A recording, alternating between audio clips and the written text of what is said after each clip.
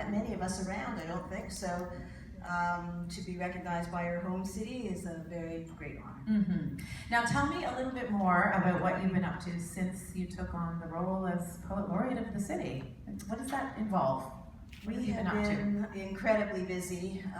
It's been a fantastic first year. I'm working with Felicity Shirk, who's wonderful, cultural affairs from the city, and we're involved in several different directions.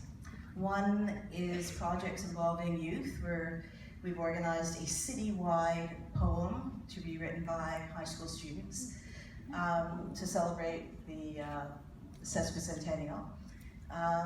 We are... Can I ask how that works?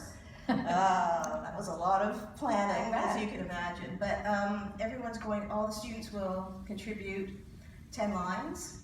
We will gather all the 150 best and hopefully have a huge ceremony at City Hall where every student will come and read their 10 lines in a row. So very exciting. And we will publish it as a deck of cards so that no one is at the beginning and no one is at the end.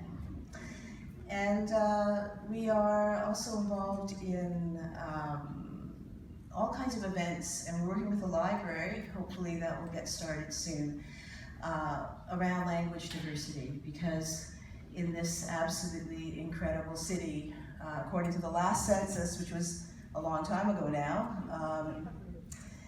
we speak 140 languages. Some people say we speak 160 languages, and soon we will be speaking 180 languages in the city.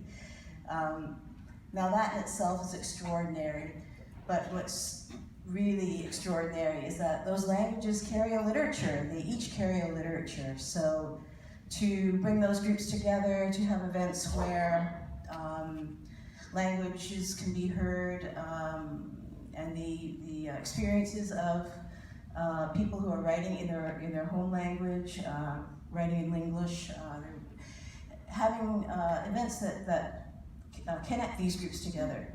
So that's another thing we're working on. It's cool. It sounds like that. I mean, I guess that's just one of the ways in which the city inspires the work that you're doing. Diversity is obviously one of Toronto's great strengths. That's one of the things, I guess, that inspires you. Susan Bonner from CBC Radio's World at 6 told me I mustn't leave the stage with Ann Michaels without asking, when's your next book coming out? Can you tell us, are you too busy being the Poet Laureate to get any writing of your own done? Well, there's a new book of poetry next year, and I am hard at work at a novel. I've been hard at work at a novel for, let's see, we're closing in on a decade now, so it should be coming out. That's my par for the course. But I've done a lot of other things in between, and so coming soon. No rest for the wicked. You're busy. We're glad to hear about it. Thank you so much. And I know you can empathize with how all these finalists are feeling right now. I just want to who's going to be the winner. I want to plug one event, Poet Laureate event. Do you mind before I leave? I don't mind.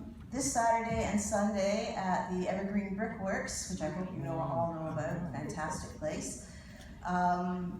I've created a show with a musician named David Sarita celebrating Tom Thompson, whose centenary of his death is next year. And of course, he lived and worked in those ravines. And all those famous paintings, those iconic paintings, were painted 2 kilometers from where we're going to be speaking. And so the event begins outside and moves inside at dusk.